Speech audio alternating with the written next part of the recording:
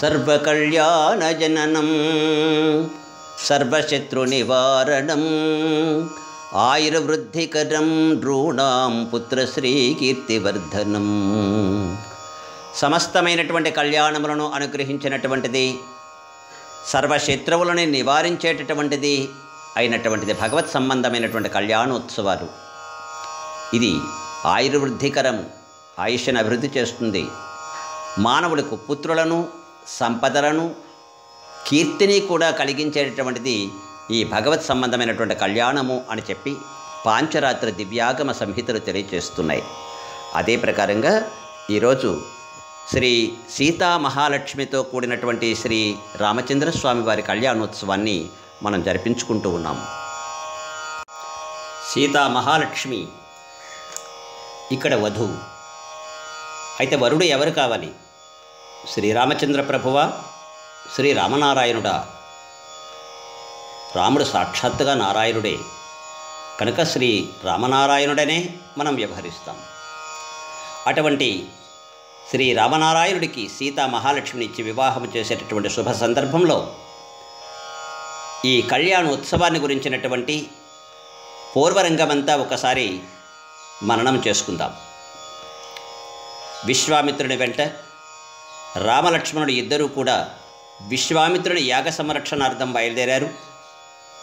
అక్కడ మారీచ సుబాహులని ఇద్దరిని కూడా ఒకరిని సంహరించారు, ఒకరిని దూరంగా పోయేటట్టుగా కొట్టారు. ఆ తర్వాత యజ్ఞము సుసంపన్నమై చక్కగా జరిగింది. ఆ తర్వాత విశ్వామిత్ర మహర్షి వెంట రామలక్ష్మణుడు ఇద్దరూ కూడా మిథిలా నగరానికి బయలుదేరారు. మిథిలా నగరంలో జనక మహారాజు చాలా గొప్పదైనటువంటి ఒక యజ్ఞాన్ని తలపెట్టి చేస్తున్నారు. ఆయన నిత్యము యజ్ఞముల చేత పరిశుద్ధమైనటువంటి మనస్సు కలిగినటువంటి వాడు జనక మహారాజు. అటువంటి జనక మహారాజు యొక్క యజ్ఞానికి రామలక్ష్మణుని ఇద్దరిని తోడ్కొని విశ్వామిత్ర మహర్షి బయలుదేరి వెళుతున్నాడు. అక్కడికి చేరిన తర్వాత ఒక మంచి స్థలాన్ని చూసుకొని అక్కడ వీళ్ళు విడిది చేశారు. జనక మహారాజు వచ్చి వీరిని ఆహ్వానించి యజ్ఞస్థలానికి తీసుకుని వెళ్ళారు. విశ్వామిత్ర మహర్షికి అతిథి పూజలు కావించి ఆ తర్వాత జనక మహారాజు విశ్వామిత్ర మహర్షిని ఉద్దేశించి ఈ విధంగా ప్రశ్నించాడు. ఇమౌ కుమారౌ భద్రం తే దేవతుల్య పరక్రమౌ గజసింహగతే వీరౌ శార్దూల వృషభోపమౌ కథం పద్భ్యామిహ ప్రాప్తౌ కిమర్థం కశ్యపామునే. అడుగుతున్నాడు. ఇమౌ కుమారౌ భద్రం తే, ఓ మహాముని నీకు శుభమగుగాక. ఈ కుమారులిద్దరూ కూడా దేవతుల్య పరాక్రమమైనటువంటి వారు, ఏనుగు వలె సింహము వలె నడిచేటటువంటి వారు, శార్దూలము వంటి వృషభము వంటి పరాక్రమము కలిగినటువంటి వారు. ఈ విధంగా కాలినడికని ఎందుకు వచ్చారు వీరిద్దరూ కూడా మీ వెంట అని విశ్వామిత్ర మహర్షిని జనక మహారాజు అడిగితే, జనక మహారాజుని ఉద్దేశించి విశ్వామిత్ర మహర్షి వారిద్దరి గురించి చెప్పారు. వీరిద్దరూ కూడా దశరథ మహారాజు యొక్క కుమారుడు. యాగ సంరక్షణార్థం వచ్చారు నా దగ్గరికి. అది పూర్తయిన తర్వాత నీ యాగాన్ని చూడాలని మేము కలిసి వచ్చాం. నీ ఇంటిలో శివధనస్సు ఒకటి ఉన్నది కదా, దానిని మా పిల్లలిద్దరూ చూస్తారు, నీవు చూపించినట్లయితే అని విశ్వామిత్ర మహర్షి జనక మహారాజుని అడిగాడు. ఓ దానికేం భాగ్యం, అలాగే అని చెప్పి జనక మహారాజు ఆ శివధనస్సుని తీసుకువచ్చి చూపించారు. అది చాలా కాలముగా జనక మహారాజు యొక్క వంశంలో ఆరాధించబడుతూ ఉన్నది. అటువంటి ఆ శివధనస్సు ఒకరిద్దరు కదపదగినటువంటిది కాదు, చాలా ఎక్కువ మంది మోసుకురావలసినటువంటిది. ఆ విధంగా వారు నగరం నుంచి తీసుకొచ్చారు యజ్ఞస్థలానికి. దానిని చూసి రాముడు ఉత్సాహపడ్డాడు, ఎక్కువ పెడదామని. జనక మహారాజు అనుమతి కొని విశ్వామిత్ర మహర్షి యొక్క ఆజ్ఞను కొని శ్రీరామచంద్రుడు ఆ శివధనస్సుని ఎక్కుపెట్టాడు. భూమికంపశ్చ సుమహాన్ పర్వతస్యేవ దీర్యత నిపేతుశ్చ నరా సర్వే తేన శబ్దేన మోహితాః. ఆ శివధనుస్సును ఎక్కుపెట్టగానే అది మధ్యకి విరిగిపోయిందట. ఆ విరిగిపోయినటువంటి సమయంలో కలిగినటువంటి శబ్దాన్ని చెప్తున్నారు వాల్మీకి మహర్షి. భూమి కంపశ్చ సుమహాన్, భూమి కంపించిందట చాలా గొప్పగా. పర్వతస్యేవ దీర్యత, పర్వతములు అన్నీ కూడా శిథిలమైపోయినట్టుగా పెద్ద శబ్దం వచ్చింది. నిపేతుశ్చ నరా సర్వే తేన శబ్దేన మోహిత, ఆ శబ్దానికి ప్రజలందరూ కూడా మూర్ఛపోయారట. జనక మహారాజు, విశ్వామిత్ర ముని, రామచంద్రుడు, లక్ష్మణుడు తప్ప. తర్వాత జనక మహారాజు చాలా ఆనందపడ్డాడు. ఈ శివధనుస్సును ఎక్కుపెట్టగలిగినటువంటి వాడికే నా కుమార్తె అయినటువంటి సీతాదేవిని, అయోనిజ అయినటువంటిది శ్రీ మహాలక్ష్మి అంశతో ఆవిర్భవించినటువంటి మా సీతాదేవిని ఇస్తాను అని ఇంతకుముందు నేను శపథం చేశాను. అది సత్యమే, నేను చెప్తున్నాను. నేను ఇవ్వడానికి సిద్ధంగా ఉన్నాను. దశరథ మహారాజుని ఇక్కడికి రప్పించడానికి తమరు అనుమతించినట్లయితే దశరథ మహారాజుని రప్పించి వారి సమక్షంలో సీతారాముల యొక్క వివాహాన్ని జరిపించుదాం అని జనక మహారాజు విశ్వామిత్రుని కోరడం, విశ్వామిత్రుని మహర్షి యొక్క అనుమతి కొని కొంతమంది వార్తాహరులను అయోధ్యకు పంపించాడు జనక మహారాజు. వారంతా ప్రయాణం చేసి 3 రోజులుగా అయోధ్య నగరానికి చేరారు. దశరథ మహారాజుకి జరిగిన వృత్తాంతం యావత్తూ కూడా విన్నవించారు.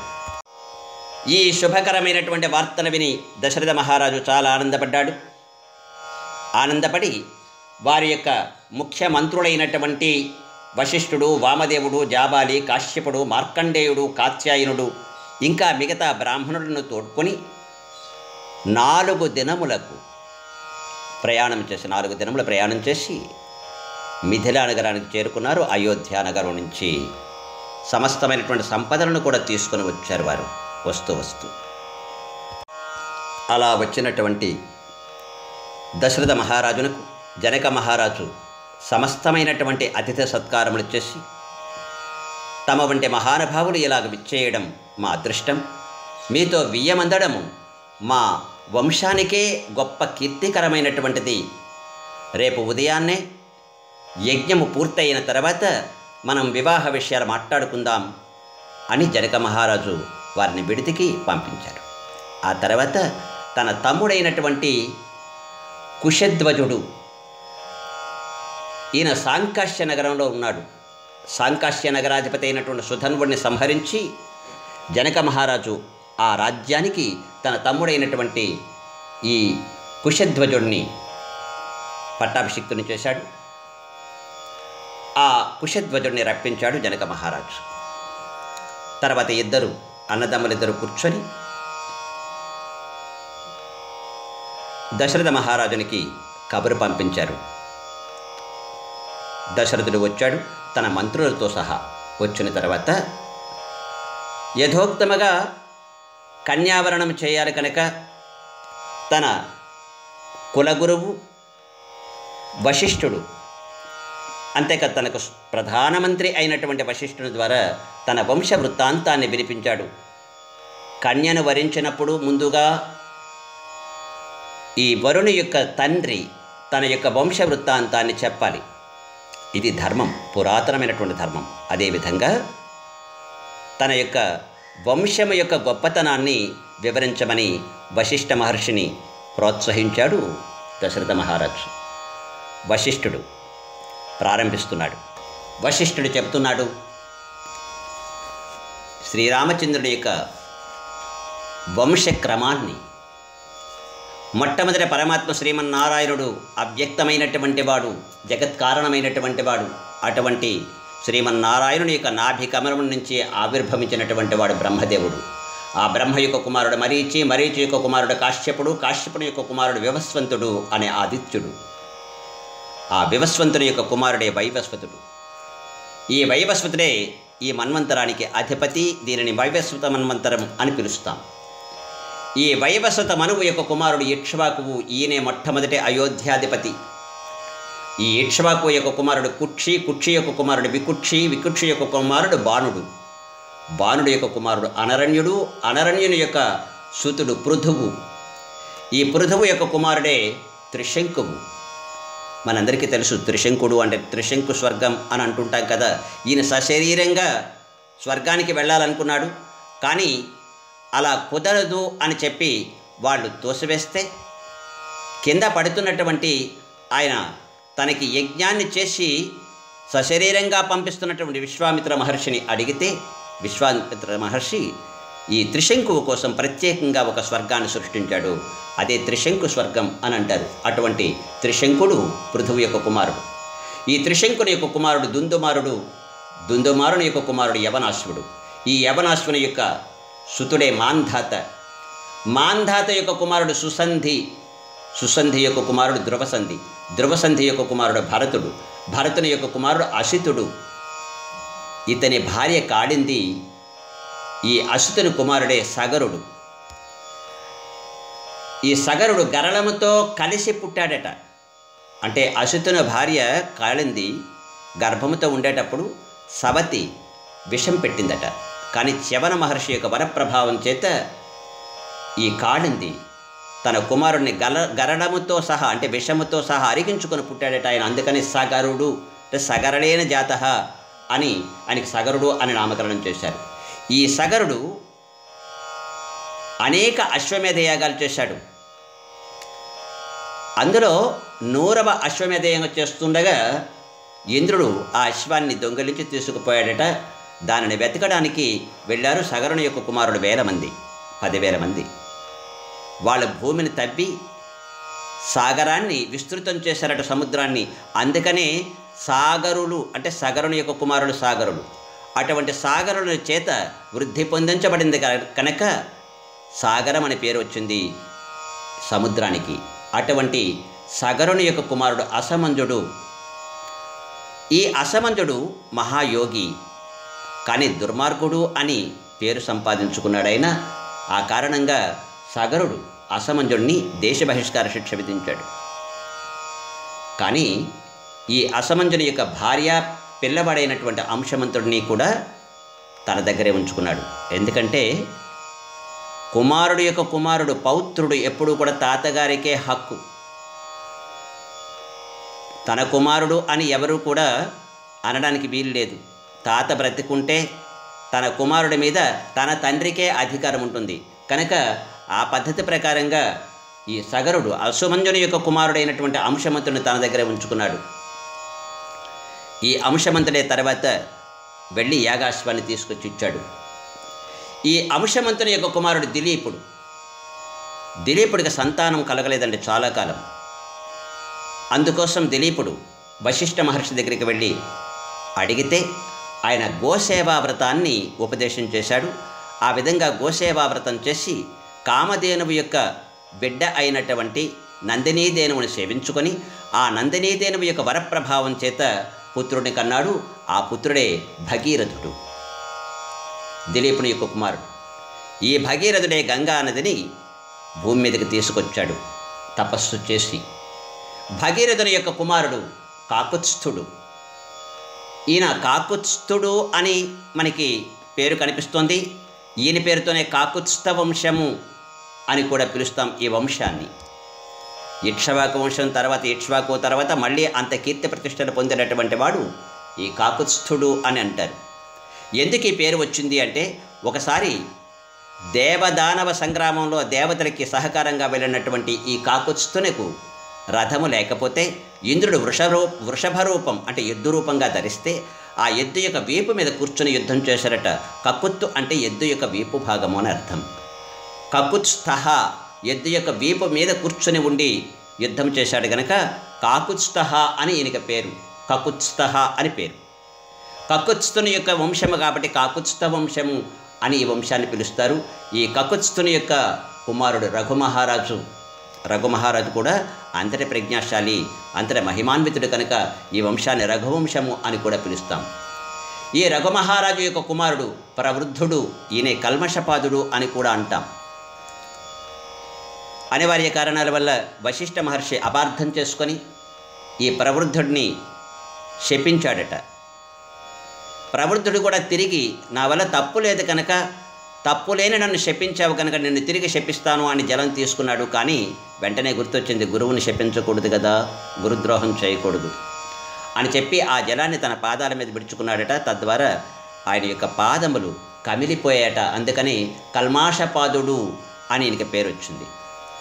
ఈ ప్రవృద్ధుడే కల్మాషపాదుడు. అటువంటి ఉత్తమ గుణ సంపన్నుడైనటువంటి ప్రవృద్ధుని యొక్క కుమారుడు శంఖనుడు. ఈ శంఖనుడి యొక్క కుమారుడు సుదర్శనుడు. సుదర్శనుడి యొక్క కుమారుడు అగ్నివరుణుడు. అగ్నివరుణుని యొక్క కుమారుడు శీఘ్రగుడు. శీఘ్రగుని యొక్క కుమారుడు మరువు. మరువు యొక్క కుమారుడు ప్రశస్రుకుడు అనేటటువంటి వాడు. ఈ ప్రశస్రుకుని కుమారుడు అంబరీషుడు. అంబరీషుని గురించి మనకి భాగవతంలో చాలా ప్రముఖంగా కనిపిస్తుంది ఒక కథ. ఏకాదశి వ్రతం చేయడం. ఆ ఏకాదశి వ్రతంలో దూర్వాసుడు వచ్చి అంబరీషుడిని కోపముతో సంహరించమని ఒక కృత్యను సృష్టించడం. కానీ అంబరీషునికి కాపలాగా ఉండేటటువంటి సుదర్శన చక్రం వెళ్ళి ఆ కృత్యను సంహరించి దూర్వాసుని వెంటపడింది. విష్ణుభక్తుడైనటువంటి అంబరీషుడిని నిష్కారణముగా అంతమొందించాలని నీవు ప్రయత్నం చేశావు కనుక నీ అంతము నేను చూస్తాను అని దూర్వాసుని వెంటపడింది చక్రము. పడ్డాడు అనాలి. సుదర్శనుడు ఆయన యొక్క దివ్యాయుధం, విష్ణువు యొక్క దివ్యాయుధం సుదర్శనుడు. కానీ తిరిగి అంబరీషుడినే మళ్ళీ శరణు కోరితే ఆ చక్రము నుంచి విముక్తిని కలిగించాడు అంబరీషుడు. అంత ప్రభావశాలి అంబరీషుడు, మహాభక్తుడు, వైష్ణవ కులాగ్రేసరుడు అంబరీషుడు. అటువంటి అంబరీషుని యొక్క కుమారుడు నహుషుడు. నహుషుని యొక్క కుమారుడు యయాతి. యయాతి యొక్క కుమారుడు నాభాగుడు. నాభాగుని యొక్క కుమారుడు అజమహారాజు. అజమహారాజు యొక్క కుమారుడు దశరథుడు. ఈ దశరథుని కుమారుడే శ్రీరామచంద్రుడు. అంటే శ్రీరామచంద్రునికి దశరథుడు తండ్రి, అజమహారాజు తాత, నాభాగ మహారాజు ముత్తాత. అటువంటి మా శ్రీరామచంద్రునికి అలాగే మా లక్ష్మణస్వామికి కూడా నీ కుమార్తెలనిచ్చి వివాహము చేయమని వశిష్ఠ మహర్షి అడుగుతున్నాడు. ఈ విధంగా ఆదివంశ విశుద్ధానాం రాజ్ఞాం పరమధార్మిణాం ఇక్ష్వాకుకులజాతానాం వీరాణాం సత్యవాదినాం. ఆది వంశము, మొట్టమొదటి వంశం ఇది. పరమాత్మ యొక్క వంశం ఇది. అటువంటి వంశములో పుట్టినటువంటి వారు విశుద్ధమైనటువంటి వారు. అటువంటి రాజవంశములో పుట్టినటువంటి మా ఇక్ష్వాకు కుల జాతానాం, ఇక్ష్వాకు కులంలో పుట్టినటువంటి ఈ వీరులకు, సత్యవాదులకు నీ కుమార్తెలనిచ్చి వివాహము చేయమని అడగడానికి వచ్చాం జనక మహారాజా అని చెప్పి వశిష్ఠ మహర్షి చెప్పారు. తర్వాత జనక మహారాజు తన వంశాన్ని కూడా తానే స్వయముగా చెప్పుకుంటున్నాడు. ఇక్కడ దశరథుడు వశిష్ఠుని ద్వారా తన కులాన్ని గురించి చెప్పిస్తే జనక మహారాజు తానే స్వయముగా తన కులం యొక్క ఉన్నతిని చెప్పుకుంటూ ఉన్నాడు. అది ఏ విధంగా చెబుతున్నాడో చూద్దాం. మహామహిమాన్వితుడైనటువంటి నిమి చక్రవర్తి ధర్మాత్ముడుగా ప్రసిద్ధికెక్కినటువంటి వాడు, లోక విదితమైనటువంటి వాడు నిమి చక్రవర్తి. అటువంటి నిమి చక్రవర్తి అనివార్య కారణాల వల్ల శరీరాన్ని విడిచిపెట్టవలసి వచ్చింది యజ్ఞదీక్షితుడిగా ఉండగానే. కానీ ఆ యజ్ఞానికి బ్రహ్మగా వర్తిస్తున్నటువంటి గౌతమ మహర్షి ఆయన శరీరము నుంచి మధించి, మిథి అని మధించడం చేత పుట్టినవాడు కనుక మిథి చక్రవర్తి ఆయన పేరు. అంటే ఇక్కడ శరీరాన్ని మధించడం వల్ల పుట్టినటువంటి వాడు. అంటే ఇప్పుడు శరీరం ఏమైంది? పుట్టుకకు కారణమైంది. ఆ శరీరమే తల్లి అవుతుంది కదా ఇప్పుడు. మరి తల్లి అయితే మరి ఈ వంశానికి గోత్ర ప్రవర్తకుడు ఎవరవుతారు అంటే గౌతముడే అవుతాడు. అటువంటి గౌతమ గోత్రికుడుగా ఆవిర్భవించినటువంటి వాడు మిథి చక్రవర్తి. ఈయనే మొట్టమొదటి జనకుడు. జనకులు అంటే పుట్టినవారు, పుట్టినట్లుగా ఉన్నటువంటి వారు, ఏ పాపము లేకుండా. ఈ వంశం వారందరూ జనకులనే పిలువబడతారు. మొట్టమొదటి జనకుడు మిథి చక్రవర్తి. మిథి చక్రవర్తి యొక్క కుమారుడు ఉదావసుడు. ఉదావసుని యొక్క కుమారుడు నందివర్ధనుడు, నందివర్ధనుడి యొక్క కుమారుడు సుకేతుడు, సుకేతుని యొక్క కుమారుడు దేవరాతుడు. ఈ దేవరాతుడే ఒక యజ్ఞం చేశాడు ఆయన. ఈ యజ్ఞములో దేవతలు ఆయనకి మెచ్చి శివధనస్సుని ఉంకువగా ఇచ్చారు, బహుమతిగా ఇచ్చారు. అప్పటి నుంచి ఆ వంశంలో ఈ శివధనస్సు ఆరాధించబడుతూ ఉన్నది. ఈ దేవరాతుని యొక్క కుమారుడు బృహద్రథుడు, బృహద్రథుని యొక్క కుమారుడు మహావీరుడు, మహావీరుని యొక్క కుమారుడు సుధృతి, సుధృతి యొక్క కుమారుడు దృష్టకేతువు అనే జనకుడు. ఈయన సకల శాస్త్ర పారంగతుడు, వివిధ ధర్మములు తెలిసినటువంటి వాడు రాజర్షి ఈ దృష్టకేతువు. ఈ దృష్టకేతుడు యొక్క కుమారుడు హర్యశ్వుడు, హర్యశ్వుని కుమారుడు మరువు, మరువు యొక్క కుమారుడు ప్రతింధకుడు, ప్రతింధకుని యొక్క కుమారుడు కీర్తిరథుడు, కీర్తిరథుని యొక్క కుమారుడు దేవమేఢుడు, ఈ దేవమేఢుని యొక్క కుమారుడు విభుదుడు, విభుదుని యొక్క కుమారుడు మహీద్రకుడు, మహీద్రకుని యొక్క కుమారుడు కీర్తిమంతుడు, మహాబలశాలి రాజర్షి కూడా ఈయన. ఈ కీర్తిరాతుని యొక్క కుమారుడు మహారోముడు, మహారోముని యొక్క కుమారుడు స్వర్ణరోముడు, స్వర్ణరోముడి యొక్క కుమారుడు హ్రస్వరోముడు. హ్రస్వరోమునికి ఇద్దరు కుమారులు, ఒకరు జనక మహారాజు, ఇంకొన్ని పురాణాలు ధర్మధ్వజుడు అని అంటారు ఆయన ఈ జనకుడిని. ఈయన తమ్ముడు కుశధ్వజుడు, ఈయనొక జనకుడు, ఈయనొక జనకుడు, ఇద్దరు జనకులే, ధర్మధ్వజుడు కుశధ్వజుడు. ఇప్పుడు మనం చెప్పుకుంటున్నటువంటి జనక మహారాజు ధర్మధ్వజ మహారాజు. నేను నా తమ్ముడైనటువంటి కుశధ్వజుడు సాంకాశ్య నగరానికి అధిపతి. ఈ సాంకాశ్య నగరాధిపతి అయినటువంటి సుధన్వుడు అనేటటువంటి ఒక రాజు ఇంతకుముందు నా సీతాదేవిని, నా కుమార్తెను అడగడానికి వచ్చాడు. కానీ శివధనుస్సును ఎక్కుపెట్టగలిగినటువంటి వాడినే నేను అల్లుడిగా వరిస్తాను, నా కుమార్తెను ఇస్తాను అని చెబితే ఆ సుధన్వుడు శివధనుస్సును ఎక్కుపెట్టలేకపోగా దుర్మార్గముగా శివధనుస్సుని, నా కుమార్తెను కూడా అపహరించడానికి ప్రయత్నం చేశాడు. ఆ సమయంలో మహాయుద్ధం జరిగింది. దేవతలు ఇచ్చినటువంటి వరప్రభావం చేత సుధన్వుని సంహరించి ఆ సాంకశ్య నగరానికి నా తమ్ముడైనటువంటి కుశధ్వజుని రాజుగా చేశాను. ఈయన మా తమ్ముడు. నా కుమార్తెలైనటువంటి జానకి ఈమె శ్రీరామచంద్రునికి ఇచ్చి వివాహం చేస్తాను. నా ఔరస పుత్రిక అయినటువంటి ఊర్మిళను లక్ష్మణుడికి ఇచ్చి వివాహం చేస్తాను అని చెప్పాడు జనక మహారాజు. ఆ సందర్భంలో విశ్వామిత్ర మహర్షి కొద్దిగా చొరవ తీసుకొని వశిష్ఠుని యొక్క అనుమతి కూడా తీసుకొని ఈ విధంగా మాట్లాడాడు. అయ్యా జనక మహారాజా, రెండు వంశములు కూడా కీర్తి పొందినటువంటి వంశములు, మహాపవిత్రమైనటువంటి వంశములు. అటువంటి మీ రెండు వంశములు కూడా బియ్యమందడం మాకందరికీ ఆనందదాయకం. ఈ సందర్భంలో నీ తమ్ముడి కుమార్తెలైనటువంటి మాండవి శృతకీర్తులను మా భరత శత్రుఘ్నులకు ఇచ్చి వివాహం చేయవలసిందిగా నేను కోరుతున్నాను అని విశ్వామిత్ర మహర్షి అడిగితే, అలాగే ఈరోజు మఖా నక్షత్రము, ఎల్లుండు ఉత్తర ఫల్గుని నక్షత్రము, సంతానప్రదుడైనటువంటి భగప్రజాపతి ఉత్తర నక్షత్రమునందు ఉన్నప్పుడు వివాహం ప్రశస్తంగా ఉంటుంది కనుక ఆ సమయంలో వివాహం చేద్దాం అని చెప్పి జనక మహారాజు అనడం, అదేవిధంగా అంగీకరించి తమ విడిదికి వెళ్ళిపోయారు దశరథ మహారాజు తన కుమారుని తీసుకొని.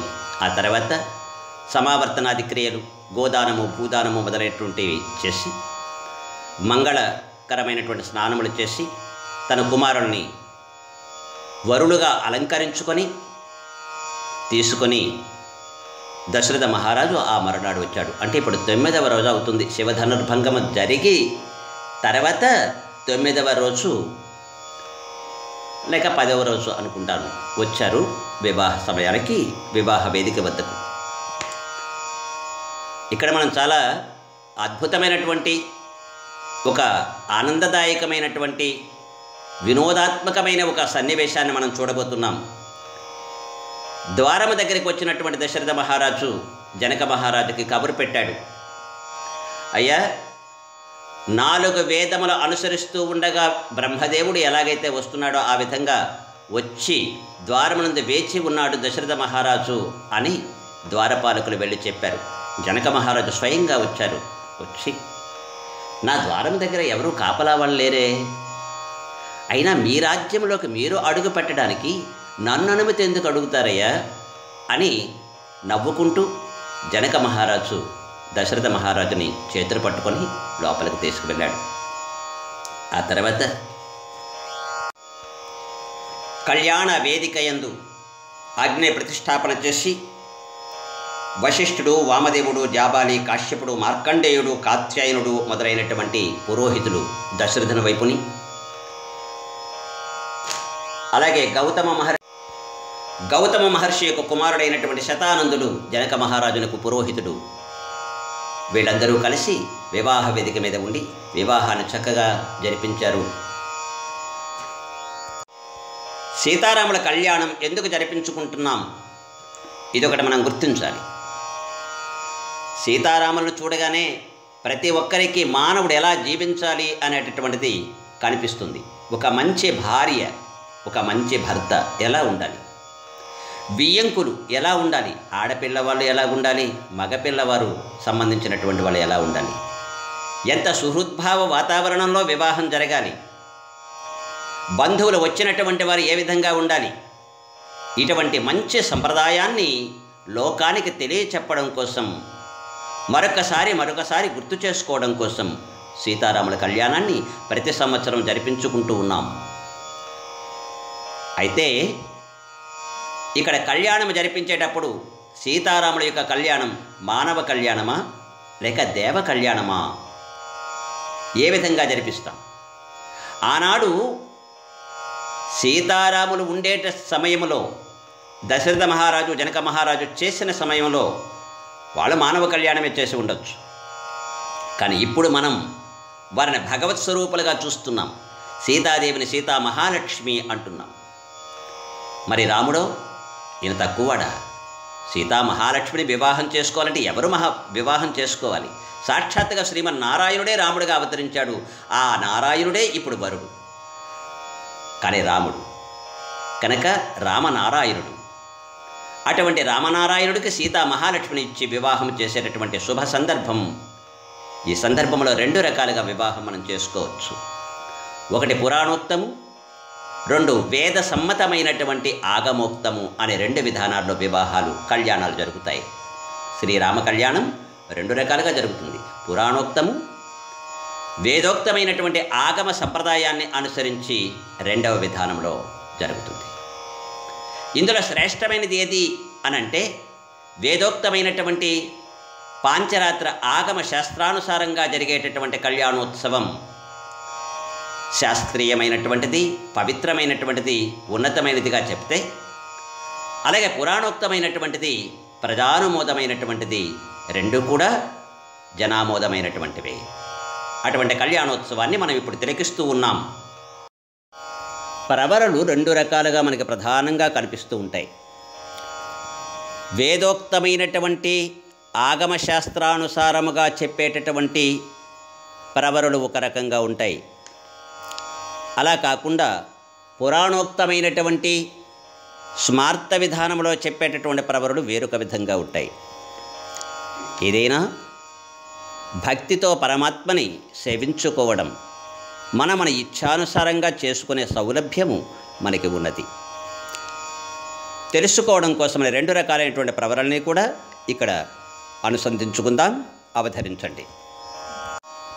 పాంచరాత్రానుసారంగా శ్రీ రామనారాయణ స్వామి అని మనం భావిస్తాం. సాక్షాత్తుగా నారాయణుడే కదా రాముడిగా అవతరించింది కనుక రాముడు నారాయణుడే కనుక రామనారాయణుడు. అంచేత రామనారాయణుడైనటువంటి శ్రీరామచంద్రస్వామికి ఏ విధంగా ప్రవర చెప్పాలి, ఆయా దేవాలయాల్లో నిర్దేశించిన విధంగా చెబుతూ ఉంటారు. చూడండి. భ్రువతే అనంత వేదాధ్యాయినే అచ్యుత పరబ్రహ్మణే ఆదినారాయణాయ నిరాకార సాకార పరవ్యూహ విభవ అంతర్యామి అర్చావతార పంచార్షేయ ప్రవరాన్విత అచ్యుత గోత్రోద్భవాయ. ఇక్కడ నిరాకార సాకార, ఆకారము లేనివాడు ఆకారము కలవాడు కూడా, పరవ్యూహ విభవ అంతర్యామి అర్చావతార అనేటటువంటి పంచ ఋషులు పంచార్షేయ ప్రవరాన్విత, ఇది ప్రవరవర్తి. అచ్యుత గోత్రోద్భవాయ పరబ్రహ్మశర్మణో నప్త్రే, పరబ్రహ్మశర్మ యొక్క మునిమనుమడు. అచ్యుత పరబ్రహ్మణే ఆదినారాయణాయ నిరాకార సాకార పరవ్యూహ విభవ అంతర్యామి అర్చావతార పంచార్షేయ ప్రవరాన్విత అచ్యుత గోత్రోద్భవాయ వ్యూహనారాయణ శర్మణ పౌత్రాయ, వ్యూహనారాయణ శర్మణ పౌత్రాయ, వ్యూహనారాయణుడు అనేటటువంటి వాని యొక్క మనుమడు, పుత్రుని యొక్క పుత్రుడు పౌత్రుడు.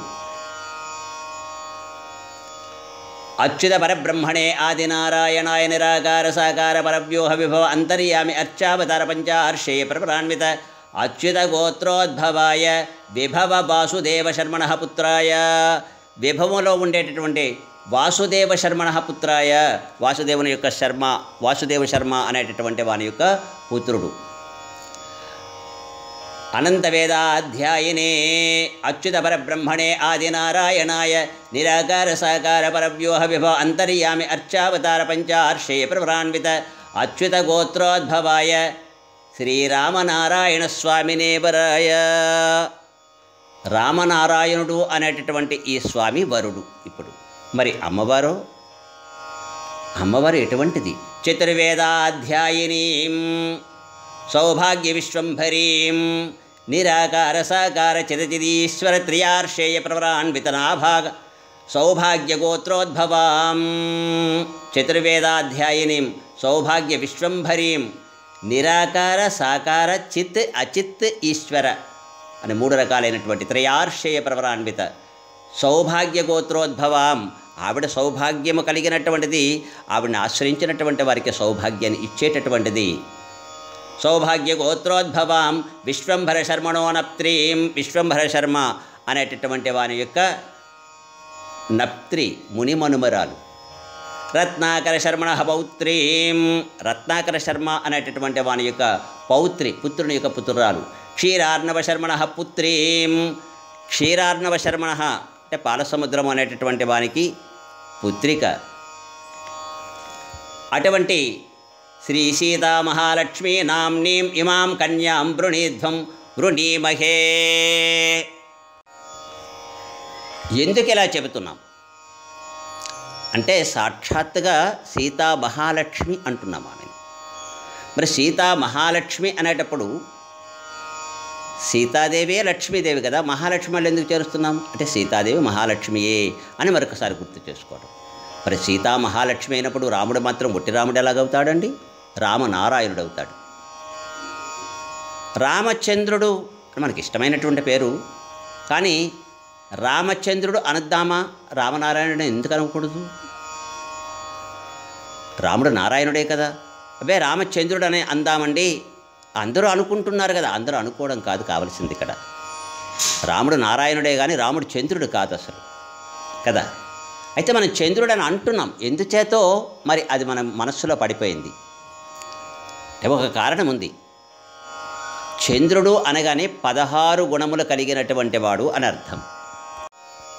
16 కళలు చంద్రుడికి ఉంటాయి, 16 లక్షణాలు పరమాత్మలో ఉంటాయి. 16 అనేటటువంటిది ఒక పూర్ణ సంఖ్యగా మనం చెప్పుకుంటాం. 16 అణాలు రూపాయికి. 16 అణాల పంట అంటే పూర్ణముగా పండినట్టు లెక్క. ఈ పూర్ణత్వానికి గుర్తుగా రాముడిలో ఇటువంటి పూర్ణత్వం ఉన్నదని రామచంద్రుడు అని మనం వాడుతూ ఉంటాం. అయితే సాక్షాత్తుగా నారాయణుడు కదా.